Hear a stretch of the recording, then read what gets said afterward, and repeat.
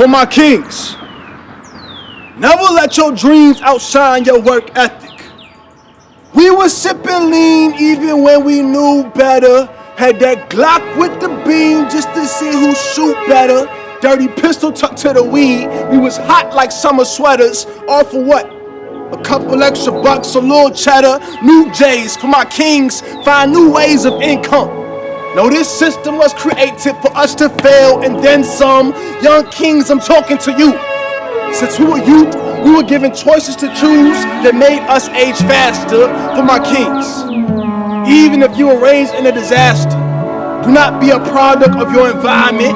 Let your environment be a product of you. Let's reshape our hood instead of vacate our hood, because they love and hate our hood, but we make our hoods. For my kings, let's bear arms and learn our rights. When they disrespect our rights, like coming to our house and shoot us while we eating ice cream on our couch, or shoot us while we playing Call of Duty with our nephews, or put their knee on our necks while we scream that we can't breathe. Let's bear arms and learn how to fight. We gotta sacrifice old beef so we can choose life for our people. Stop the robbing and killing. Lord knows that's not love, that's evil. Run it back, I said, stop the robbing and killing. Lord knows that's not love, that's evil. I won't sit and act like I've never been lethal. My name is B Love, but you can call me Brandon Love. I grew up in Southside, Richmond, Virginia, right off Bainbridge Street. Southside, man, it's the home of the forgotten. It's the home of the abandoned buildings, abandoned houses, abandoned souls. It's a little bit of everything from drug abuse, drug dealers, to the killers. But it's home still, so they call it the Dirty South for a reason. Growing up, man, I keep it banned. I had a temp out this world, man. I was angry at everything I saw, angry at my relationship with the people around me, a relationship with different family members, angry at watching the crackheads beat the hookers next door, angry at the trash on the streets. I was just angry, man. I was very angry. But at the same time, I was blessed because I had a family. In the midst of the storm, in the midst of Southside, in the midst of the war, in the midst of the dirt, I had something that a lot of my peers didn't have, which was a loving family. But at the same time, even with the loving family, I seen so much trauma and so much pain between my parents. You know what I mean? From the fights, to my dad not coming home, to you can call it infidelity, whatever you want to call it. I just saw a lot, you know what I'm saying? See my first body in the alleyway. I didn't know if he was dead or if he was high, but his body won't move. Then I heard them gunshots and I just ran back in the crib. So, you know what I mean, grew up to the gunshots put me to sleep. I grew up on a real busy street, so it was cars driving past night after night, feds posted on the corner. So yeah, it was very loud growing up in the city. For lack of better words, it was loud, a lot of noise.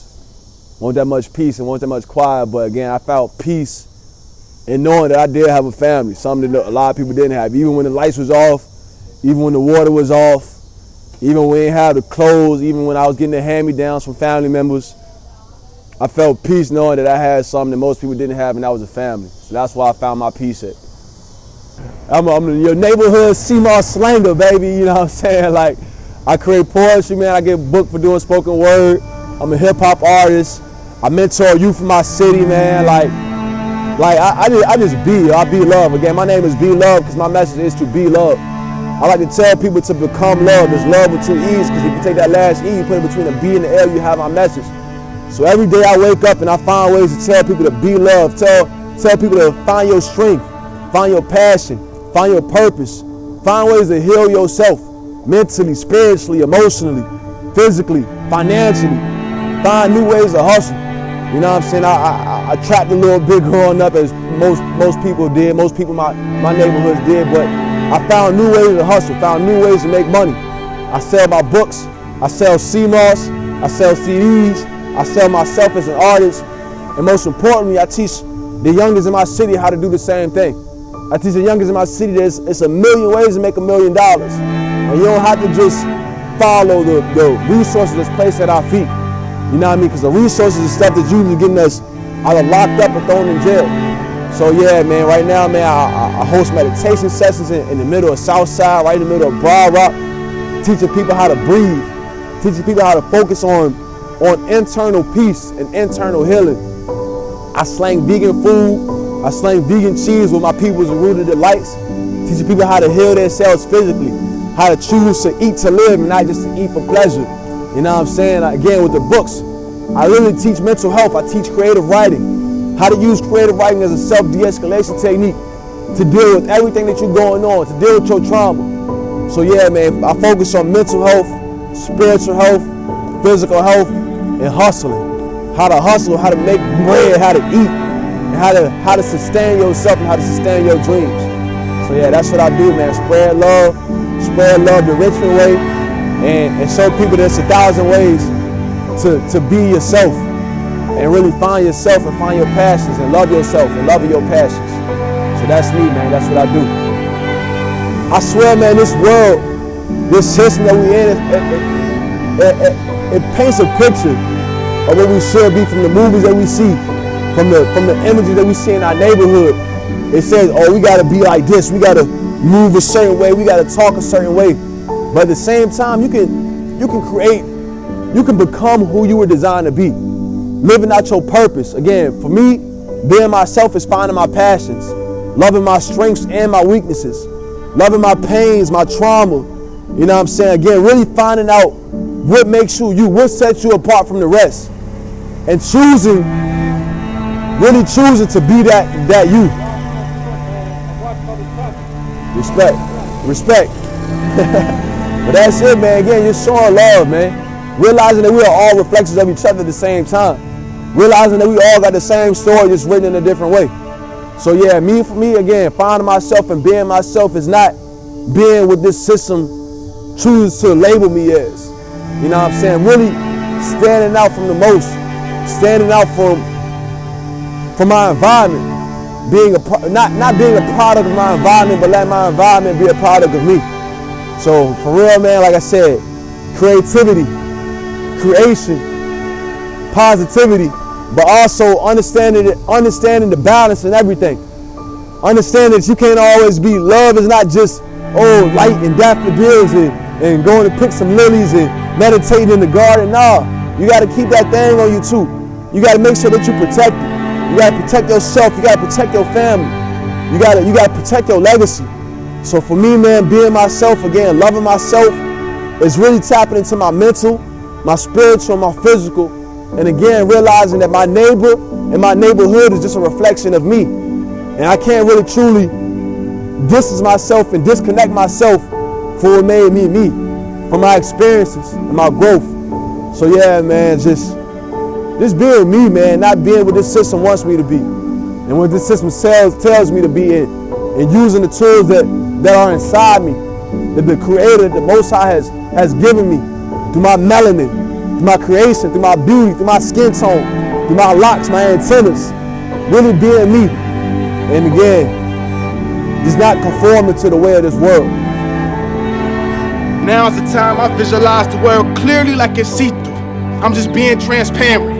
There's too many women playing both roles. I'm talking transparent. See, it's apparent that it's a parent wearing jail clothes or church clothes somewhere down in the hole.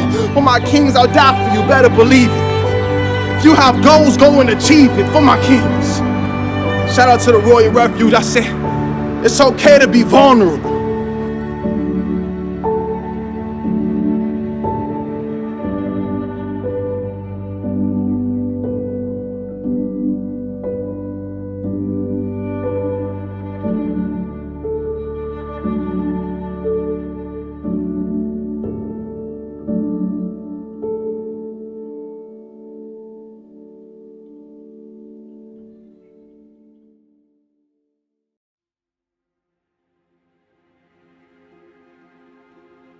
You ain't a bitch if you cry.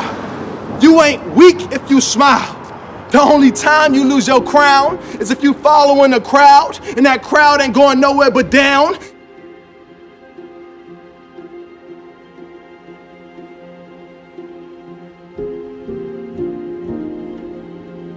All right, so I am Malik Radford. I am from Richmond, Virginia. So growing up black for me was actually pretty interesting. I was reflecting on this a couple of days ago. So the idea of being black actually never dawned on me until I got to middle school. Because I was wondering, at what age did I start thinking about race and identity? And so growing up black for me was, personally, I think I had the bit of a more privileged lifestyle than others. I grew up, despite growing up in a single parent household with my mom, she was able to put me through private school from kindergarten to sixth grade. And so, my experience as a kid was, I feel like it was, I guess it could be different from from others, but it was cool because the private school I went to, it was a Catholic school, but it was predominantly black, which it didn't dawn on me that Catholic school was typically a predominantly white thing until I got older. And it was really when I got to sixth grade. So from kindergarten to fifth grade, I was in a Catholic school, and in sixth grade I went to a Christian school, which was completely opposite from what I was experiencing at this Catholic school.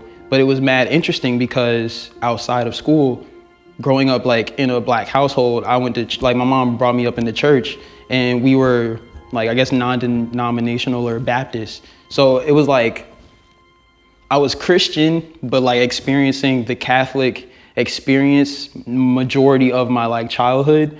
And then when I got to the sixth grade, I started to, I guess, learn more about the religion that my family, I guess, attributed our family to, in a sense. And then I realized that was a really shitty experience. And so it was sixth grade was when I first came into the realization that oh, I'm black, and that makes a difference for people who look like me.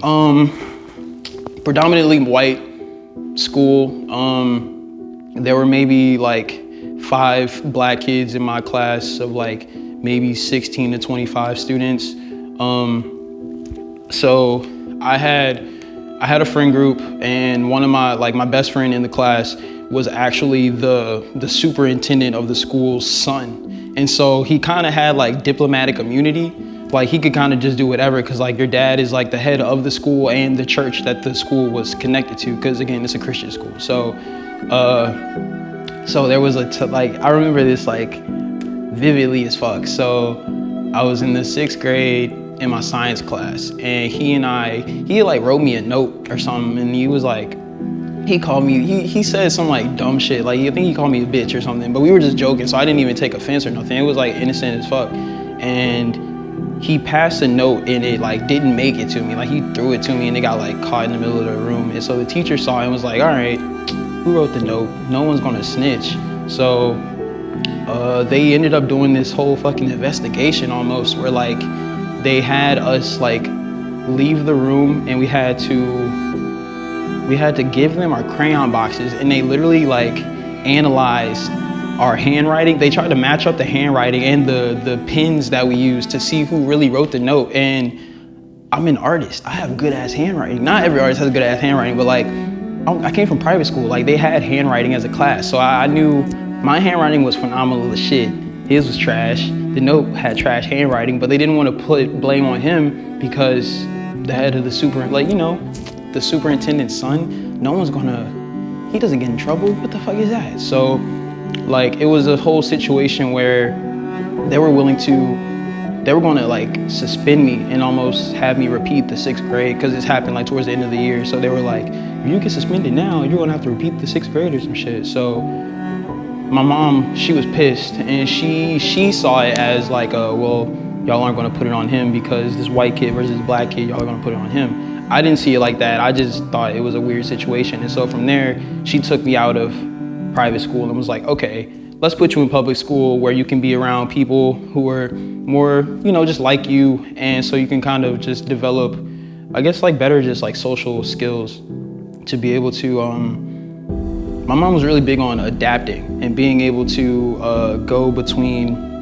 she referred to it as going from the beach to the boardroom. So she really just talked about the importance of being able to communicate and build connections with like people from your from your culture and people who look like you, and also being able to communicate with those who don't, because that's a way to essentially connect bridges, or I guess that's the term. Build bridges, connect, I don't know, just bringing people together. And so I think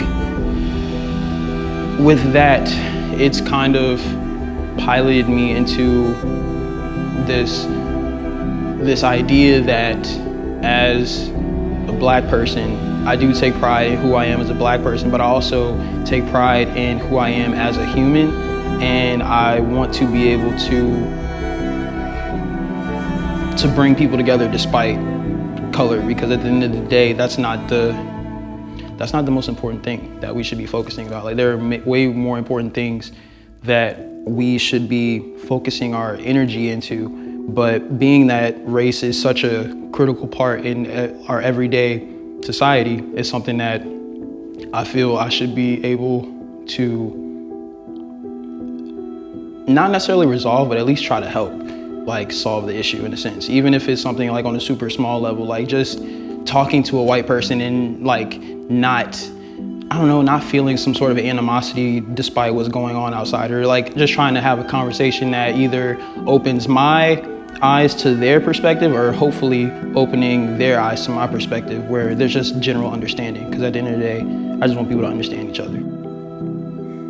So 8th grade, my art teacher had presented the opportunity for students to apply to specialty centers throughout the district, and there was a center for the arts that was designated at Henrico High School, and so he suggested I apply.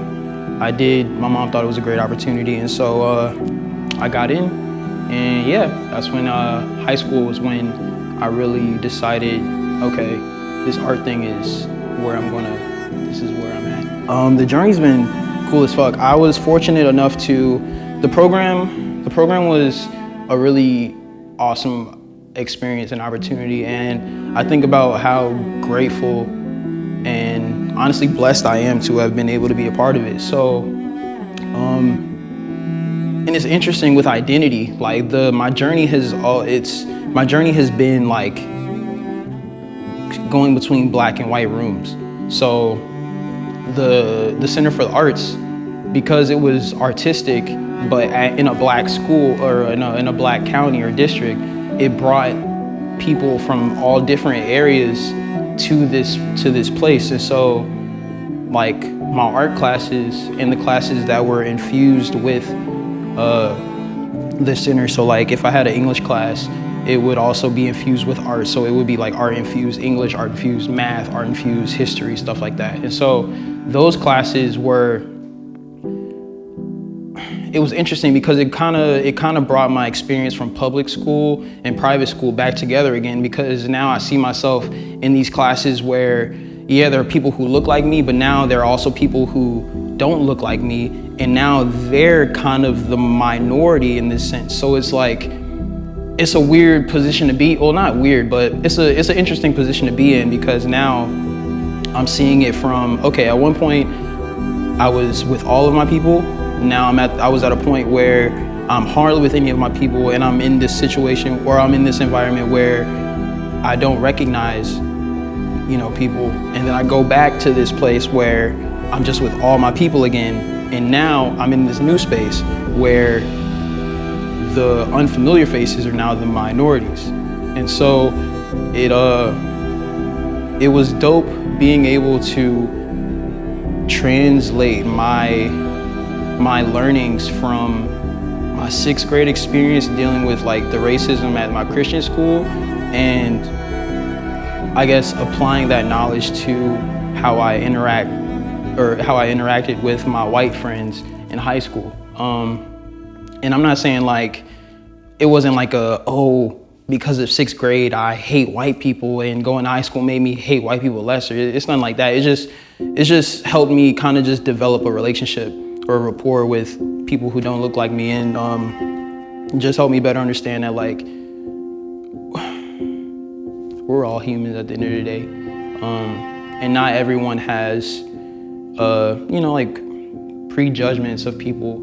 Some people just are trying to live and don't really know what's going on. And sometimes it's up to us or those who are informed to inform the uninformed, whether it is a comfortable situation or not. But I'm digressing. So high school, I learned a lot about formal art and just like the technical skills of what it takes to be a true artist. Both of my teachers had come from kind of like fine art backgrounds. So they were really big, and they were white. So they were really big on just like the fine art side of the art world and like what it takes to really fit in to that niche. And it was really, I thought that was really beneficial because I didn't think about it back then, but I was just like, yo, these artists have been in like the Virginia Museum of Fine Arts, or they've showcased work in these places where it's predominantly white people eating cheese and drinking wine all night. Like that's, and it made me have hope that like I could be in that position, even though I didn't see myself as I'm black. So it's like, I didn't even look at it as like, oh, I can't do it because I'm black. It's like, oh, I can do this because I'm an artist. Like I know how to get in this because they taught me how to, if that makes sense. So, ooh, that's a good one. Okay. So I feel like my role as an artist in the times that are happening now, it's kind of interesting because as an artist, I do feel a sense of like entitlement to speak on the issues that are going on. But I also feel as an artist, I have flexibility and choice to decide when to vocalize through my work. Because personally, I like to, as of now, I like to focus more so on like humor in my work. And these times have been it's been really interesting. It's been a lot of like reading the room situation. So as of late, I've been trying to find a gap or a space where I can tell stories of what's going on now and it not be offensive, or it not just be like kind of categorized into like all the other political art that is kind of being pushed out right now. Because one thing that I really push, or I really try to focus on, is what's something that's going to make me stand out. Because it's really easy to come to a common understanding and then just doing something, but it's like there needs to be something else that makes, I don't know, I just want people to like think a little bit more and to just see my stuff and just go like, what does he mean? And even if it makes them feel uncomfortable, or if they like read my work and they assume something bad about me, like that's okay. Because it's all about interpretation. Like I make work that I try not to put a filter on my work at all. Like there was a recent piece, I entitled it The Underdog Story, and it was a picture of like a Sambo type black cartoon character boxing a Klansman. And I was hesitant about putting that out because I've done like much more PG-13 rated pieces, and people have like gone in uproars about it. But this piece was surprisingly taken, I guess, better than like some other pieces I've done in the past. But I was hesitant because, again, these times are tough, and it's like I don't want to. Actually, no, fuck it. I want to show that I'm for my people. Because I was about to say, like, I don't want to come off as like biased, but I gotta be biased because it's my people at the end of the day. And I want to talk about the bias point because it's interesting being an artist and being, not saying I have influence, but I've gained a following over the past years. And so people have been telling me like, yo, you need to like, start to like filter what you say, or like be aware that like, people are watching you. And it's like, I feel that, but at the same time, I am not working towards the goal of being someone that everybody loves. I just want to be able to make my stuff. And if you like it and you're able to see it, like, by all means, see it and enjoy it, or don't. But like, so yeah, I was cause I was thinking like I have to be able to satisfy, you know, the people my supporters, but at the end of the day, that's their choice if they want to support you or not. So yeah, nah, I'm biased. I gotta stand up for my people, yo. Like, I made that piece because I've been doing a lot of reading just on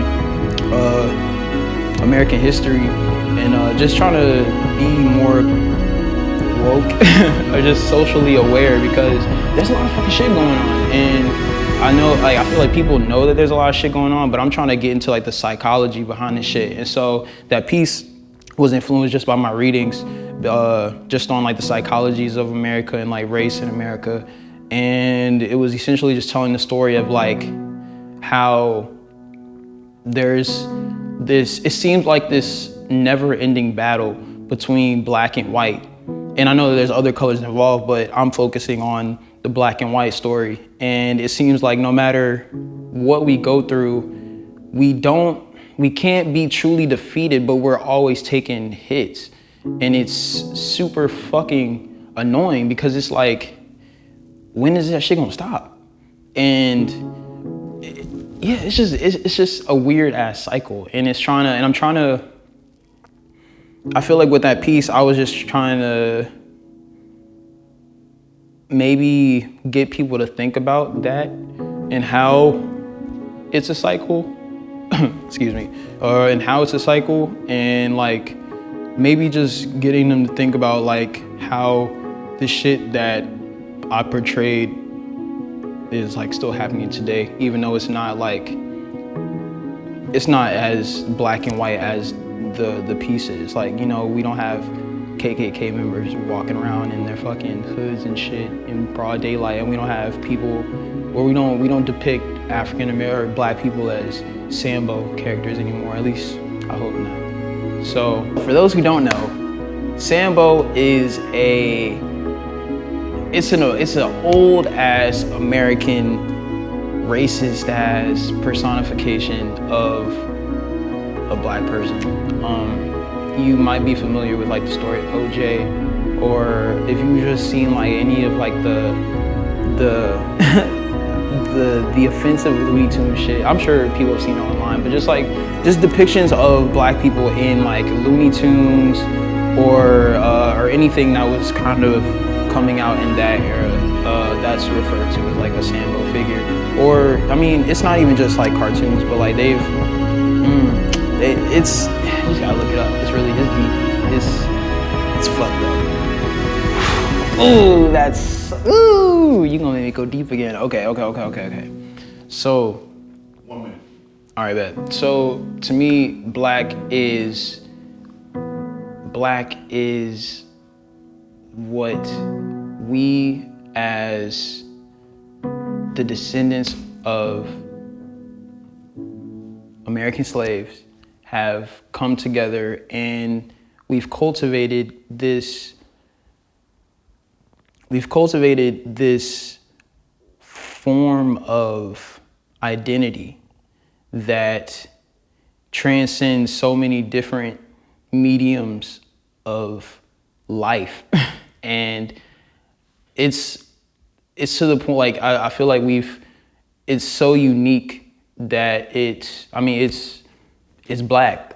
Like it's cultivated its own name. And it's just come from the centuries of what we've had to go through in order to just be deemed human beings. It's that whole diamonds, pressure from diamonds or something, like what's the Coal. is it coal to diamonds? What's the there you go.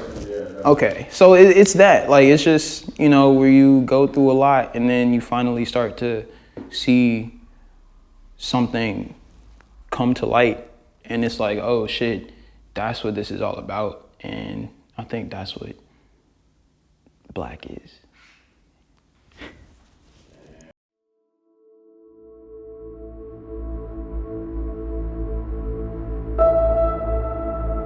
Yet note this, even when you hit rock bottom, there's only one way to go, and that's up. So let's smoke, in the clouds lies your throne. Let's blow away and find hope. I was chiefing on a backwood off a broad rock when I wrote this joke. Check it.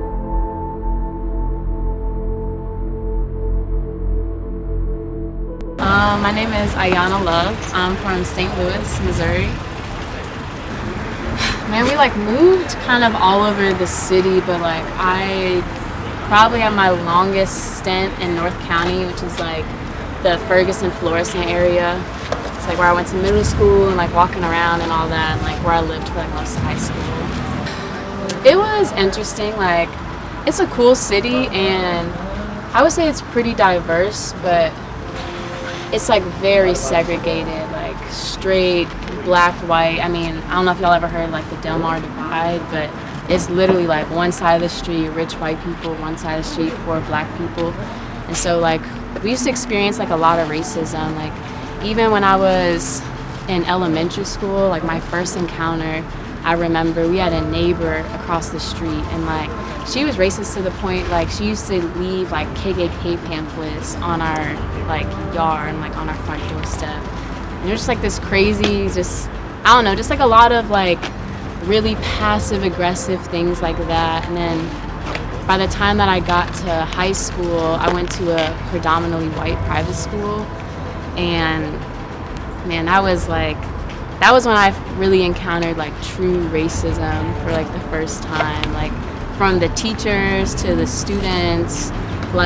It was only 150 people in our class, and they would invite the whole class to a party except for the 5 black people. So it was just constantly, I don't know, constantly balancing between what I was, because my mom's white and my dad's black.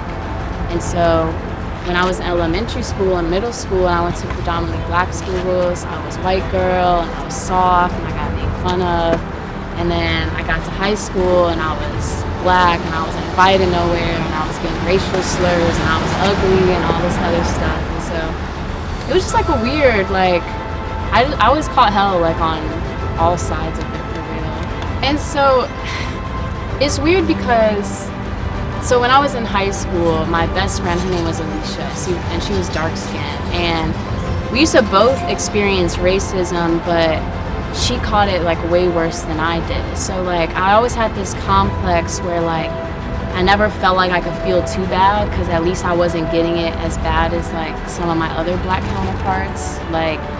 At least when we would go to football games and stuff, I would get approached by dudes more, not because she wasn't beautiful, personally thought she was more beautiful than I was, but simply just because of all this colorism. And but then at the same time, when I was around my white friends, then I was just the black girl. And so I don't know, I just always kind of navigated this weird middle area where I don't know, I just never really associated with none of it, honestly. I actually came to Richmond because so I'm an artist, and I originally came to the art school, because it's a really good public art school. And so I moved all the way from St. Louis to go here, and just didn't have a good experience. I felt like my voice was really being stifled there, or they wanted me to have a certain voice that just wasn't mine. I don't have a problem talking about black issues or highlighting things about being a woman, but all of my professors being white men, I felt they only wanted to see that work that was me pretty much exploiting my oppression on either side. And I honestly didn't even feel I was learning that much. And so I ended up dropping out of art school, but then I just liked the East Coast, and I liked Richmond, and so I just stayed. And I've been here since, except for a little 6-month stint in Atlanta. But it's different kinds of racism. The racism that you experience in Richmond, if there's a racist, they're a blatant racist. They're gonna wave their flag and tote their guns. But St. Louis is all real passive racism. They'll make sure that you know that you're unwanted, but they do it in all of these really slick, systematic ways, and kind of under the breath ways. I'm trying to think of some examples. Like this is like seems like a small thing, but it's just like a personal experience. Like when I was in high school, I'll never forget this. Like we had this one teacher who was like consistently racist to us. Like he made comments even in the class telling us like, yo, I'm afraid of my African American students. Like if there's too many of them around me, like a teacher in the middle of class. And I remember we had this group project where it was me and 2 other black students and a white girl. And it was like it was this project where we had to kind of make a game. And so we made this game, and like, you know, I was an artist, and so we took it to like the next level, making it all creative and stuff. And he obviously liked the project enough that it became the project that he showed to like all the prospective families and parents and stuff. But when the grades came back, me and all the other black kids in the group got a C, and we did all, me and one other dude did all the work, and we got all C's, and then the white girl got an A. And then when we went to the dean about it, they were like, well, there's nothing we can do. He has his reasonings, X, Y, and Z. And so it was always things like that where they just put us down in these passive enough ways that we could never like blatantly put our finger and say, oh, this is racism, especially to white people who just like weren't really seeing it. But I don't know, it was just really, it was discouraging for a really long time. So I feel like the only thing that's really different here is, and this could just be because we're in Richmond, because like we're downtown near the campus, and like so it's just kind of a different vibe. But I see more white people and black people actually interacting and being friends and like doing things together, where that just wasn't as much a reality in St. Louis. Like there really just was a divide where everybody just kind of stayed in their groups, and if there was some type of racism doled out to like a black person, you didn't have as many white allies as I feel like you do here. But like I said, that could just be like this kind of more liberal downtown Richmond area. But the way it's kind of translated in my art, it's funny because like when I was younger, I used to be way more political in my art. Like I used to be like diehard activist. Like I was out there in Ferguson, like I was like drawing, like painting like pigs and cop uniforms, like the whole 9. And I just kept feeling like I was just like a voice like screaming in a void. And I realized that there were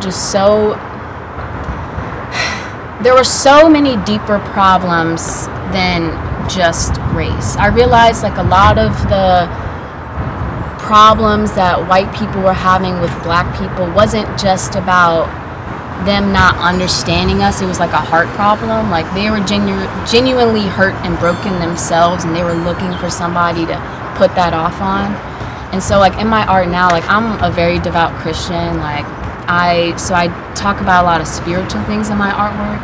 My whole theory is that if you can fix the heart first and you can just heal people first, then like everything else is a symptom, whether it's poverty, whether it's racism, everything else just boils down to people just being hurt and broken and feeling like they have this emptiness, which I believe is what God is supposed to fill. So I just like honestly try to push the message of Christ as much in my work, and then I feel like that envelops everything else for myself. And I also think Christ was black, so I try to depict that a lot in my work. But yeah, I feel like being black is like, it's almost like you got a little more magic in your soul. Like, it's like if we're all cakes, I don't know why my brain went to this metaphor, but like if we're all like different pastries and cakes, like we just got a little more sugar, like just a little more spice, and like it translates into everything, like the music, the artwork. And I think it comes from historically like our different struggles and the way that we've had to fight. It just makes you a deeper, stronger person. But even when we experience joy, like I feel like our joy is even greater than those of other races, simply because like we've had to work harder to be joyful. We've had to work harder to have our art and our music heard and seen. And so I think everything we do just like has this like also this elevated spirituality of it.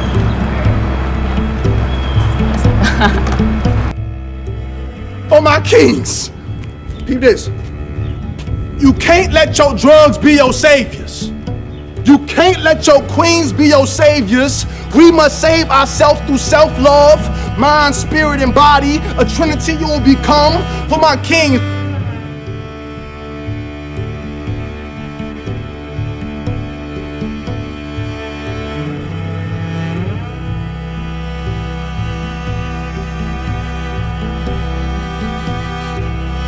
My name is James Harris, Richmond, Virginia. I'm a father, I'm a veteran, multi-entrepreneur, multi-homeowner. I'm a therapist as well, founded a movement called Mental Heal, which focuses on men's overall wellness, their mental health as well as their physical health. And as early as April, I became an author.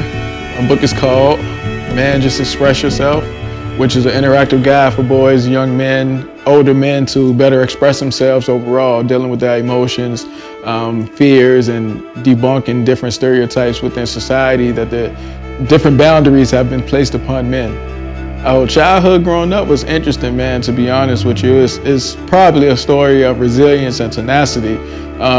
So my father died when I was about 5 or 6, and my mom got sick with epilepsy, and she had multiple strokes starting when I was probably 8 or 9. So at that time, way before 8 or 9, but at 8 or 9 is when I started to assist more around the house, helping raising my younger brother and my sister. But that's either here nor there. So moving forward, by the time I was 11, my mom couldn't take care of us no more. I think she had a stroke or something and was unresponsive. So long story short, the state stepped in, and me, my brother, and my sister wound up going to foster care.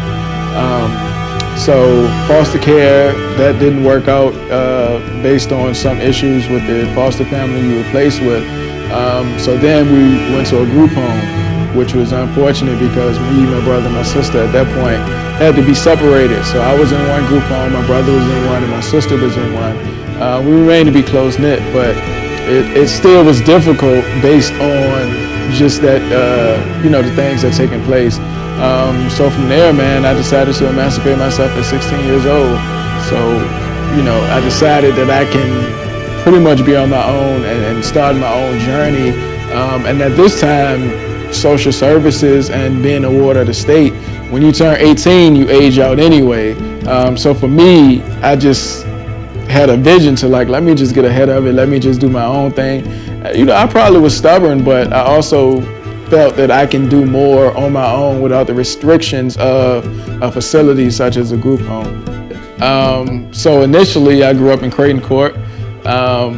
We lived there up until we went to the foster care home actually. So in foster care though, I bounced around a lot. I went to 3 different middle schools. I went to Mosby, it's now MLK. I went to Chandler, which is now like community or something. And I went to Thompson, which is like a mixer school, Elcott Thompson or something like that. Then I wound up going to Franklin Military for high school. So I lived in pretty much everywhere throughout Richmond. I lived in all of those places, which led me to go to those different schools, North Side, West End, South Side off JD, just so many different places just based on the unstable living. I decided to go to Franklin Military because it was more stability and, they issue uniforms. So I didn't have to worry about dressing a certain way or fitting in, and I was working. So the money that I obtained from working was able to contribute to my brother and sister who went to regular public schools and had to worry about different things such as, dressing a certain way and having needs met. In addition to what social services was or wasn't doing, I was able to afford them that opportunity. Got into entrepreneurship. So from 16 to freshman year of college, 18, 19 years old, I was homeless. So I was house hopping, I was sleeping in hotels. I always had a job and I had a car. So I was fortunate then. So freshman year, I went to St. Paul's College, which no longer exists, one of the oldest HBCUs in the country. 1 male dorm, 1 female dorm. So as a freshman, I stayed on campus in the male dorm. And my room was literally right there by the steps as soon as you walk in. So I was fortunate. So mind you, I'm still homeless, well, no physical address. So on spring break, winter break, summer break, and stuff like that, I'll go back and sneak in the dorm room. I had a microwave in my car, I had a Foreman grill in my car, and a fridge. So I move all that stuff back in while people was going home on breaks. So sophomore year, I decided that I don't want to do that anymore, and that's when I joined the military. Did 8 years Army, 2 deployments, 1 Iraq, 1 Afghanistan. So my first deployment was in Iraq, and that was 2007. This was during the time that deployments were 18 months. Now I think they're a year max. Anyway, so I was on the deployment and came home on leave. So coming home on leave, like halfway through, I think I had maybe 8 or 9 months down, started the process to get my house built. Still own the house. It's in Colonial Heights. It's 3 bedroom, 2 bath. I picked that area specifically because I knew like it was just the beginning. I'm gonna either rent it to college students at Virginia State, or I'm gonna rent it to a family at Fort Lee, or I'm gonna figure it out from there. So that's why I got to build there. So I started that process, went back, finished my tour. So like a month or 2 after my tour was complete, my house was completed at that point, so moved in, excited, all that. So pretty much, I guess at age 22, when I first got the house built, was my start into entrepreneurship. So from there, it's just been so many other opportunities. Now I have 4 properties, 5 personal businesses, and like 16 or 17 investments between North Carolina, Virginia, up to DC. Some of them I can discuss, and some of them I got NDA with, so I can't really talk about. But, I'm just out here, man, trying to assist other people and, just put them in a position to further their goals and their dreams. And if I can be in a better situation to, get my financial means and take care of my daughter. So it's all important to me to ensure that people are financial literate as well as have access to certain things. Yeah, so access and availability is definitely important. So one of my businesses is a healing hub. I do my outpatient out of there, but pre-COVID, it was so many different resources, weekly yoga, weekly Zumba. And one of the things that I did do was bring in different experts from different fields to do different seminars. So we had a seminar on credit. We had a seminar on restoration of rights, financial literacy, first-time home buying, just bringing people different access to information, specifically in our demographic that we normally are not privy to, or don't know where to go to get those things. So it's so many people right now that can afford a home, but don't know the steps to get a home, or don't know how to clean up their credit, or don't know that they got the credit score at a minimum to obtain their home. So for me, it definitely was important to put these things under one roof. Now in COVID, things have shifted a little bit, so we got to do more of a virtual side. So I'm planning and strategizing how I can still deliver that stuff to the community. I mean, I don't think it's intentional, to be honest with you. We have to understand that the information is provided. We have to decide on which information is credible, because all information is not good information. And to be honest with you, the way our parents were raised, or the way certain generations were raised, it was more of a individualistic concept opposed to a collective concept. Because just think about, like, if you're older than, I'm 34, so if you're a generation or 2 above me, it was still you just being integrated or just tad bit far from segregation. You know what I'm saying? So for a lot of people, it was, oh man, we get to do certain things now. We get to obtain certain things now. So let me get as much as I can. And they weren't in a position of sharing as much resources just based on being allowed to own or have access to certain things. So you got to remember, just think about how it was historically from when we were segregated. It was more of a collective stance of individuals having a bank right there. You had a shoemaker right there. You had your own barbers, your own everything. But now segregation, integration, afforded African Americans or other minorities the right to shop at places that they couldn't normally shop at or be in, and it it was a detriment to specifically our community because we stopped funding our individual neighbors and people with their endeavors that look like us. Because I don't think it was subconsciously, oh, I'm not going to support this black person no more because I can get it from a white person. I think it was more so of a, oh man, we couldn't have this stuff from this white people for so long. Let me go and now show it off. Even if you think of from a standpoint of being ostentatious, like if you look at designers or like, who cares about that stuff? But the fact of I just saved $700, I can get these pair of shoes, it shows that I got a certain amount of wealth now. Like, to me, that's ridiculous. But to other people, that's a status that you made it or you're trying to obtain a certain level. But just remember, if that was a situation to where we can fund or channel that $700 for that pair of shoes to an African American business, or to reallocate those funds to sustaining our neighborhoods and our own entities, opposed to trying to look the part or have a certain type of prestige based on going outside of our realm. So some of the stereotypes I face is pretty much ones that I often ignore.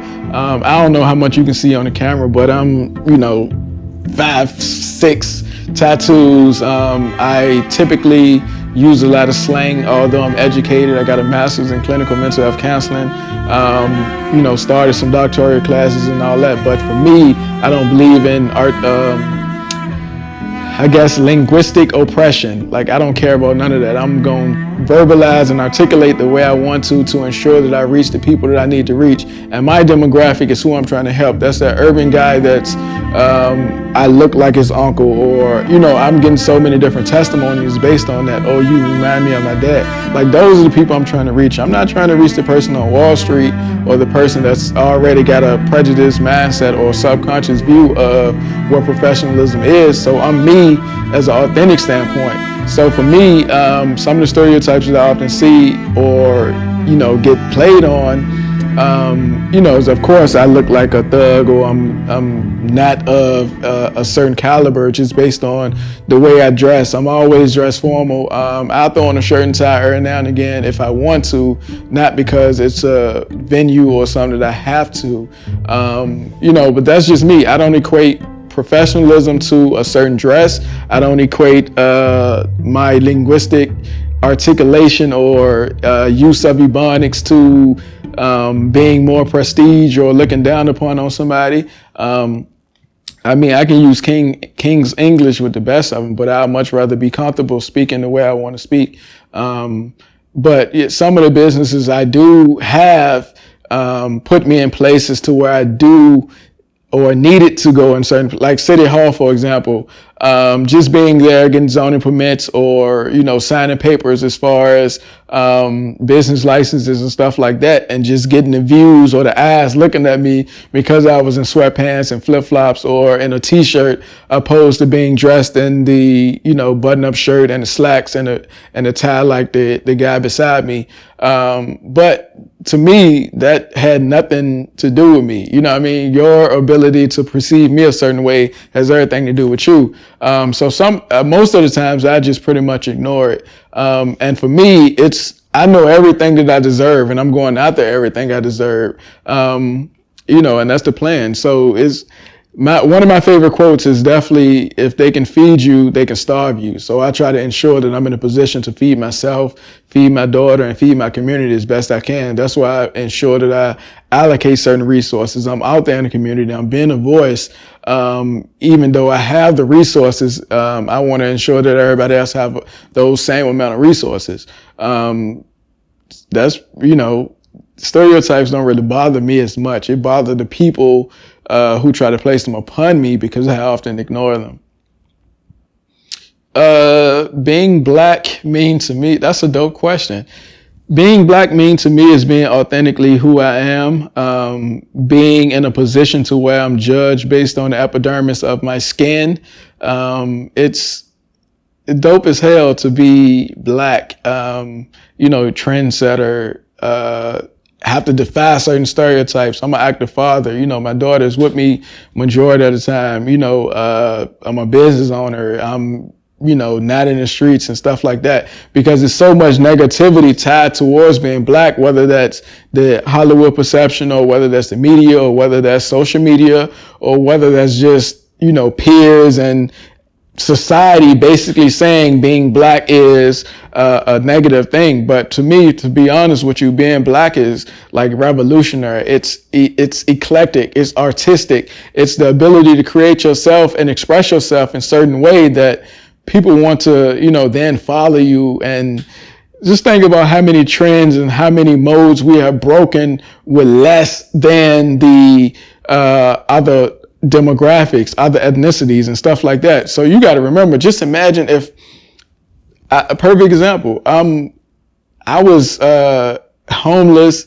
never, didn't have access to certain information, and I got 4 properties.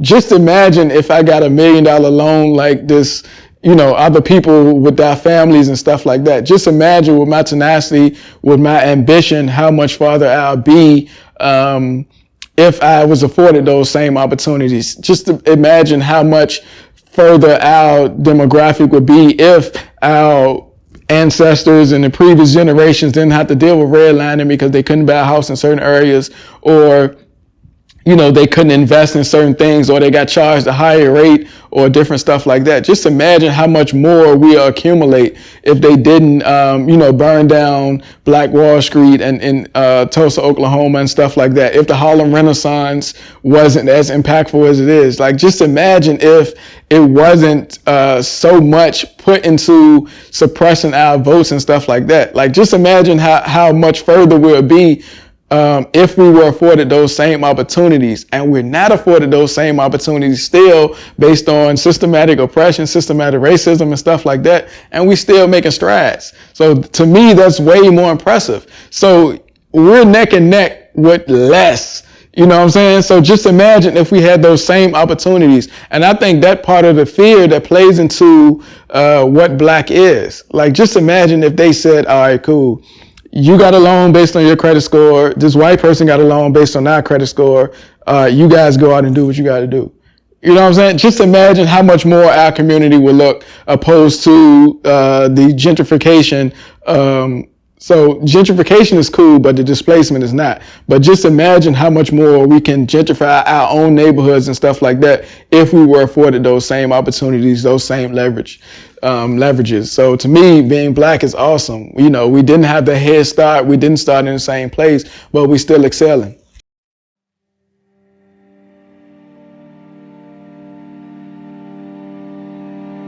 You can love your woman, but understand you don't own her.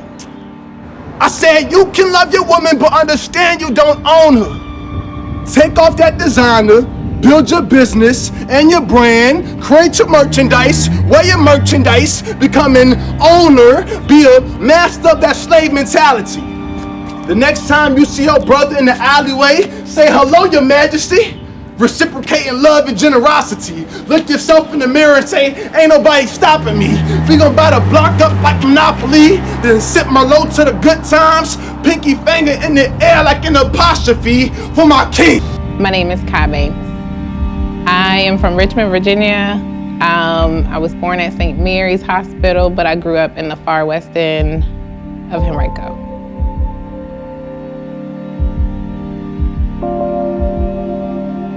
I'm a grants manager for VCU, so I manage all the grant money, foundation, state funded money that we receive for our programs.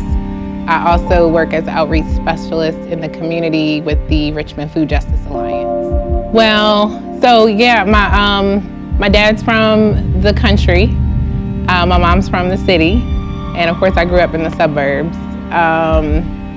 So it was an interesting dynamic, interesting household, because my father is very rural, even in his behavior in his life, but my mother is very quick-paced city life, and we grew up in an environment, or I grew up with 2 younger brothers in an environment that they weren't really familiar with. So we had to kind of navigate that environment on our own. I went to school at Shady Grove Elementary and Short Pump Middle School. Usually the only black person in my class, just about every year until I got to high school. the beginning, it's funny because thinking back, I don't think I remember what it was like per se, but I remember wanting to be something that I wasn't. So at one point I wanted blonde hair and blue eyes. But I don't know that it really impacted me until I got older, more so when I hit probably that puberty stage. My hair was natural. I would wear afro puffs to school, and all the white girls were like, "What?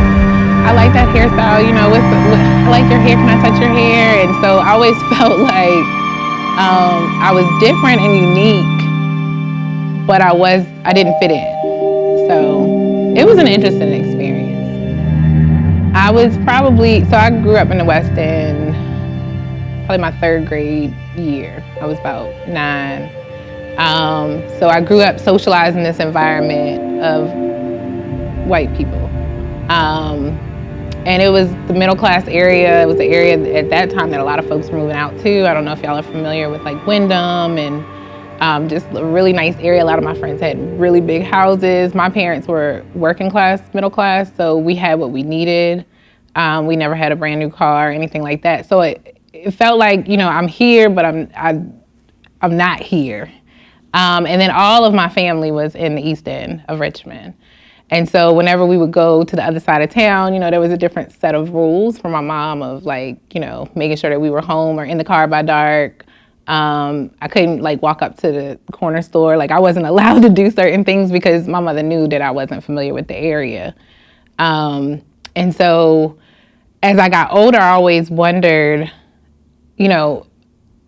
my cousins were a little different from me. Like they took dance class and I was in like leadership programs and I was on the swim team. And so there was a disconnect. I mean, we were a family and they loved me, but there was always a disconnect that I felt that they lived a different lifestyle than I did. Like I didn't have a group of girlfriends I could run the streets with and be on the step team and just do things that I felt like were centered in Blackness. And so I always felt left out. So like I didn't know the latest dances. I wasn't wearing like the latest Jordans or the latest outfits. I couldn't go to some of the parties, like because my mother I couldn't go to Churchill at all. So that was like a rule. I could not go to Churchill at all. And now I live in Churchill. So it's really ironic because that was one of the areas that my mother forbade me to go.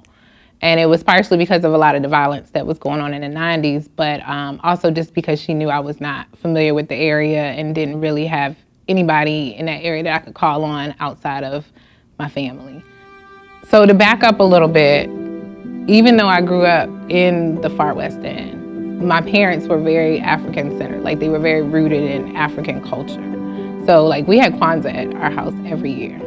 And so a lot of like my white friends didn't know what that was, but like Bon Caribe and Rambagad and anyone, Easy Boo, like anyone in the African culture or African-centered culture of Richmond was at my house for Kwanzaa every year. My mother had books everywhere. I watched Roots as a kid. I watched Queen as a kid. So I knew what my history was and actually was brought up to be proud of who I was as an African American. But, I still was around a white culture. So I took Latin. And I took Latin for 3 years. And I was the only Black girl in class. But I stayed with, my class for that full 3 years. So I have pictures where it's, white, and then there's me. And so, like I said, I grew up learning about my history and knowing I am African American and I am a Black person. And I also experienced, as I got older, racism from my white counterparts. Like in the beginning of my school year, it wasn't a lot of that. I mean, you knew you were different, but I didn't experience per se racism that I can remember. It wasn't until I got to high school where I wasn't getting invited to like certain people's houses, or I wasn't able to be as close with my white counterparts outside of school as I would like, that I noticed there was a reason for it. And so I lived, on both sides where, I could code switch and I could be in the company of white people or even other cultures, because my parents were all about teaching us about other cultures as well. So we went to the Arabic festival, the Greek festival, all the festivals that Richmond would have, and they would expose us to different foods, to different cultures. And so again, I was proud of who I was, but when I would come sometimes to the Black community, I would get my feelings hurt because, somebody went, why you talk like that? You talk white. And I was like, well, I don't really know how else I'm supposed to talk. This is how I grew up talking. I might not wear, like I said, the latest Jordans, so I might have on like the cute outfit from Clueless. And so people thought I was trying to be white.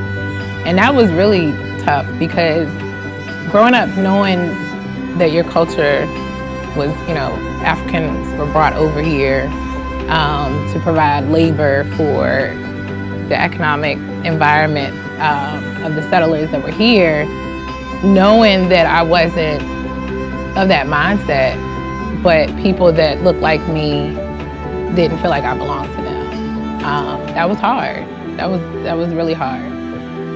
So I was thinking when I first saw the What is Black, and answering that question, like, what is Black, And though the first thing I thought of was it's an experience. Like, I think Black people are so multifaceted, good and bad. It's an experience, good and bad. We're so full of life, and our culture is based out of dance and rhythm and movement and, that communal aspect. And so I would say, don't get boxed in. Like, we don't have to be what the media has portrayed. We don't have to be what, other people want us to look like, because that's what it is. Race is a social construct. It was created by white people to keep a certain culture, our culture, Black people, down. I've got white friends that are albino, Black friends that are albino, Black friends that have red hair. It's endless to me. So what I would say to folks is think outside the box. Like, don't be so closed-minded. That is what some people want us to believe, is that Black people are only a certain type of people, but we're not. Well, I do a lot of classes and we talk about stereotypes, and so stereotypes sometimes have some truth to them. I will say that. Like, they're created because there is some truth to them, but I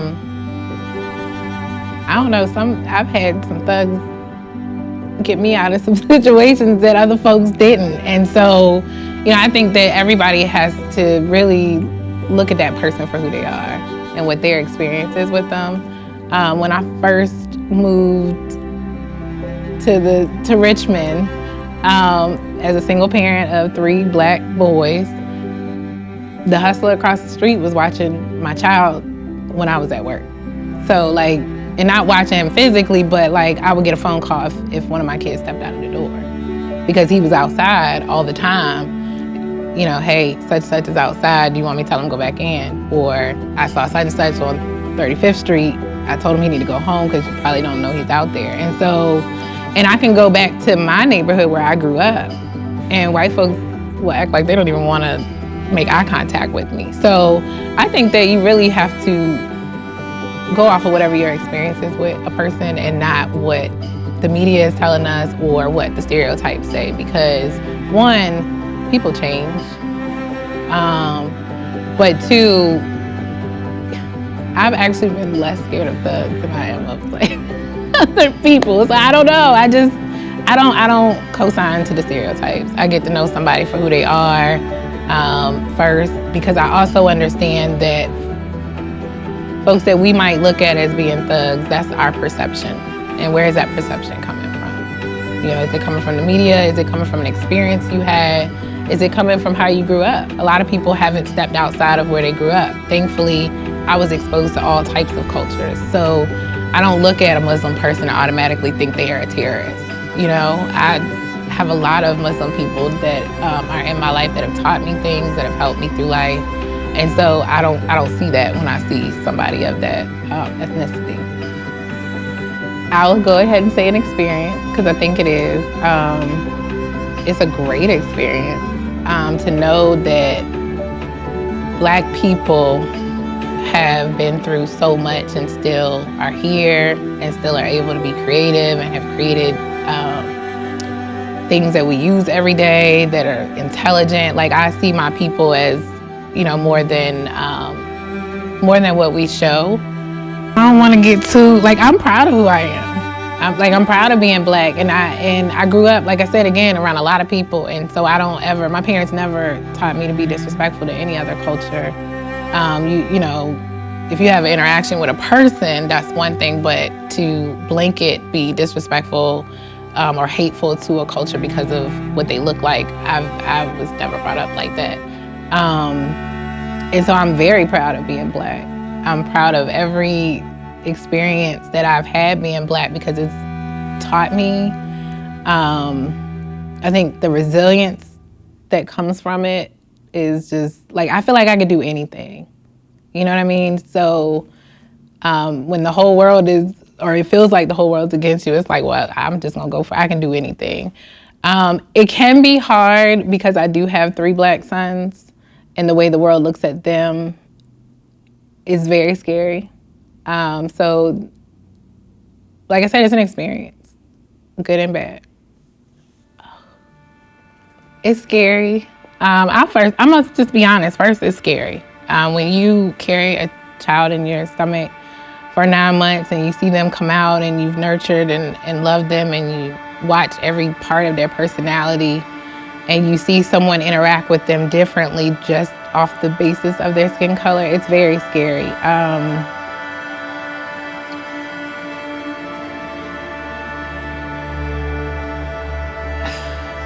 It is really scary. I don't even know. I don't want to give that too much life, but that's the truth.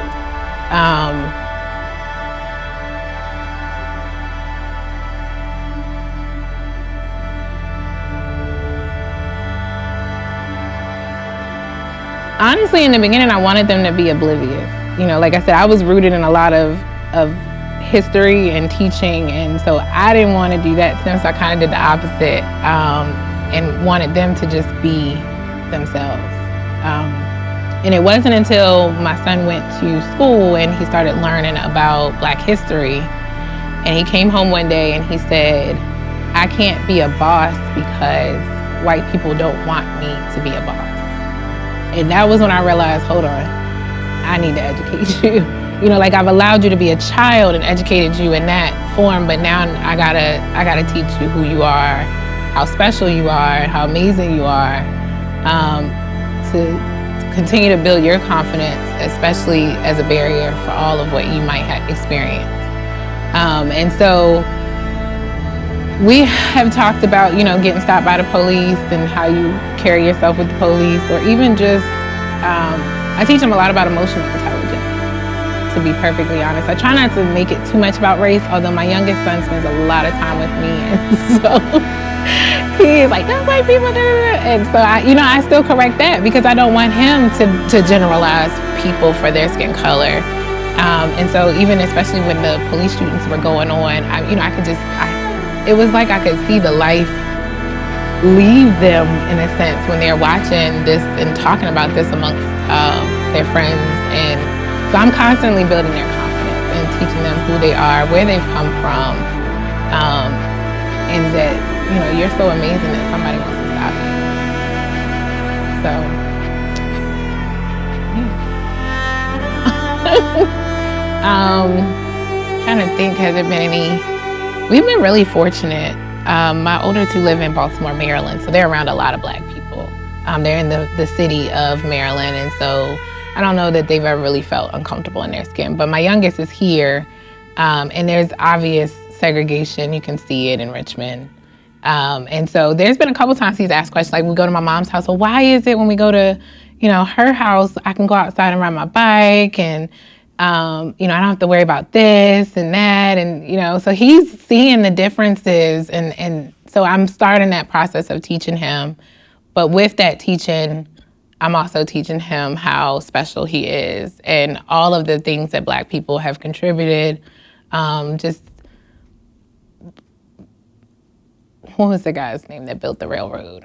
We talked about that and just being a black man and how special that is. I don't know how much more, like how I could even drill that anymore, but yeah. I'm gonna end it like this. Never let the teacher tell you you have ADHD. The teacher told me to lower my voice. She said, speak easy. Now I be out here setting legacies with dope bands like on 2nd Street. I'm talking real historic, speak easy, check it. For my kings, I'm from VA, singing songs, feeling breezy. The little missies love my D and my glow until I say farewell. Check it, I said, I'm from VA, singing songs, feeling breezy. The Lord, I said, singing song, Trey song, feeling breezy, Chris breezy. The Lord, Missy, Elliot, love my D and my glow, D'Angelo, until I say farewell. For real, love.